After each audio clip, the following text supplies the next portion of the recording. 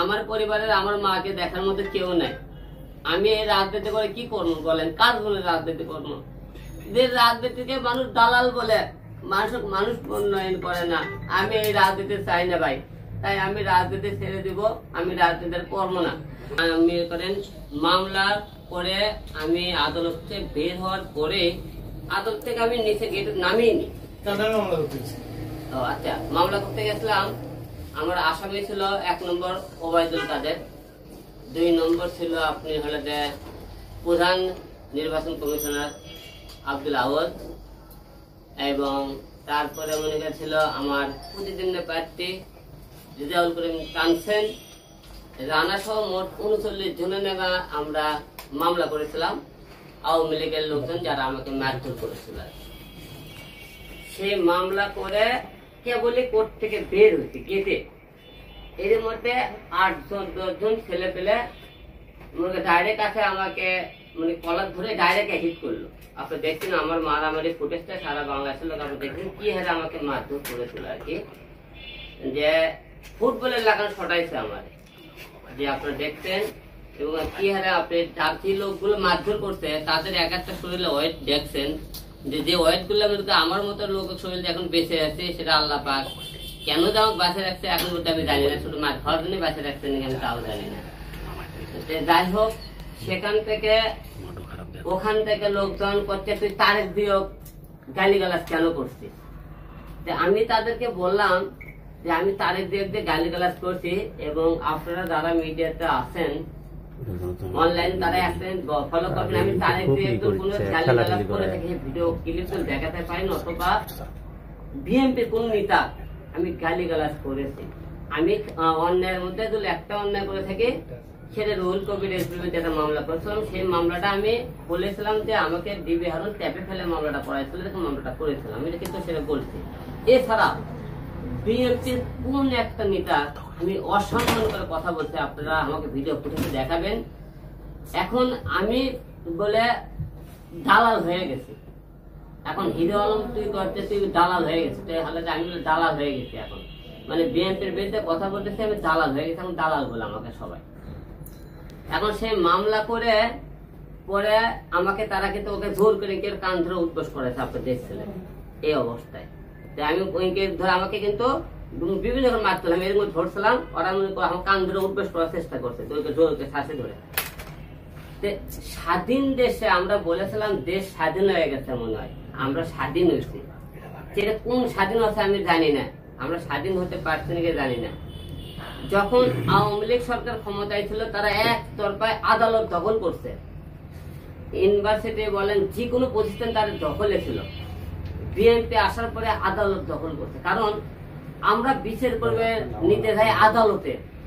সেই আদালতে যদি বিচার করবে যায় তো সেখানে মানুষ সাক্ষী প্রমাণ অবস্থায় দেখে মার খায়, মানুষ বিচার নিতে যাবে কোথায়? আদালতেও তো মানুষের তো নিরাপদ জায়গা পাইতেছে না, যে আমরা আদালতে নিরাপদ একটা জায়গা পেয়েছি, এই জায়গাটা আমার নিরাপদ, সেখানে আমরা বিচার নিতে হবে, সেখানে কিন্তু আমরা নিরাপদ না। সেখানেও একতরফা লোকজন আমাকে মারধর করে। এখানে অনেকে বলছে তারা আওয়ামী লীগের লোক তোর মারছে, এটা মিথ্যে কথা। ওখানে আওয়ামী লীগের একটা লোক ছিল, না হলে নুরু নামে একটা ছেলে, কালো করে একটা ছেলে দেখে মারছে, সে ছিল আওয়ামী লীগের। আমরা একটা দিন দেখছি যখন বিএনপি সরকার আওয়ামী লীগ সরকার ক্ষমতা ছিল, বিএনপির অনেক নেতা আওয়ামী লীগ হয়ে গেছিল। এখন বিএনপি ক্ষমতা থাকছে, অনেক লোক আওয়ামী লীগ হয়ে গেছে, দেখবেন আওয়ামী লীগ হয়ে তারা মারধর করতেছে। কিন্তু অনেকে বলছে তারা বিএনপির লোক। আমি বিএনপির 1 নম্বর রনি, 2 নম্বর হলে মিজান, জাহাঙ্গীর, সবুজ, এইরকম মোট 8 জন লোক আমাকে ওতে মারধর করছে। এর মধ্যে 7 জন ছিল বিএনপি, এরা কথা বিএনপির না। আমার বাসা কিন্তু বগুড়া, আপনারা সবাই জানেন। বগুড়াতে আমি তাদের নাম খুঁজে খুঁজে বের করছি। বিএনপির লোকেরা বলতেছে বিএনপির লোক নাকি। বিএনপি আরো একটা কথা বলে হিরো আলম নাকি ইউটিউবের বিজনেস করার জন্য নাটক করেছে। আমাকে যে মারছে, আমার মায়ের খায় কি আমার ইউটিউবের বিজনেস করা লাগবে ভাই? হ্যাঁ, আপনারা বিএনপি লোকরা যে কথাবার্তা বলেন যে এখন একটা দলে করছে তারা আমাকে বিএনপি কেউ নাই, আমার কথা বিএনপি দল কেউ নাই হবে। বিএনপি কে একটা কথা বলতে চাই, আর আপনারা সাংবাদিক সম্মেলন এবং বিএনপির আমাদের অফিস থেকে আদালত 10 মিনিট লাগে, আপনি হাঁটে গেলে রিক্সায় গেলে লাগে 5 মিনিট। যারা আমার উপর মারধর করছে তা আপনারা এখন পর্যন্ত তাদেরকে আপনারা কেন প্রমাণ করতেছেন না যে তারা বিএনপির কেউ না? যদি বিএনপির কেউ নাই হবে আপনি প্রমাণ করে দেখালেন না কেন? আপনারা বলেন যে হিরো আলম মিথ্যে বলছে, বিএনপির হিরো আলম আওয়ামী লীগের দালালি করতেছে, আপনাকে সম্মান দালালি করতেছে, আপনারা প্রমাণ করেন না কেন? কিন্তু তারা কিন্তু প্রমাণ করতে এখনো পারেনি যে তারা বিএনপির লোক কি না। যে আমি একটা কথা সবাইকে বলতে চাই যে আমি জীবনে হয়তো মনে করেন মানুষের কি করছে আমি জানি না, আমি ভাই রাজনীতি ছেড়ে দেব। আমি আপনাদের দেখতে আজকে কি কারণে আমি রাজনীতি ছেড়ে দেবো একবারে, কারণ আমি কার জন্য রাজনীতি করবো? যে রাজনীতি করে জনগণ আমাকে দালাল বলে, জনগণের জন্য আমি মৃত্যু মার খাই। এবং দেখেন একটা জিনিস, আমি ভাই এই রাজনীতির জন্য কি না করছি, আমি নিজের ইউটিউব থেকে কামাই করে আমি এর থেকে একটি একটি টাকা ধরো করে আমি বন্যার্থ মানুষের পাশে দাঁড়াই। আমি তো রাজনীতি করতাম তাহলে আমার এলাকায় মনে করেন লোকজনের কাছে খালি বন্যা দাঁড়াইতাম। আমি সারা বাংলাদেশের মানুষকে ভালোবাসি, যেখানে অন্যায় হয় সেখানে আমি হিরো আলম যাই। এই ছাত্র আন্দোলনের মধ্যে আপনি দেখেছেন আমি মানুষের পাশে, ছাত্রদের পাশে ছিলাম কিনা? ছিলাম না। তবে আমি আপনাদের কাছে আজকে একটা কথা বলতে ভাই, আমি খুব গরিব ঘরের সন্তান, আমি বাপ মায়ের একমাত্র সন্তান, আমার ভাই পরিবারে আমি ছাড়া কেউ নাই। আমি তো কোর্টে মারা যাই, আমার পরিবার ভাই না খেয়ে মরবে, কারণ আমি সে আচার বিক্রিদার বিক্রিদার থেকে আজকে হিরো আলম এত দূর আইছে, আমাকে কেউ আনেনি।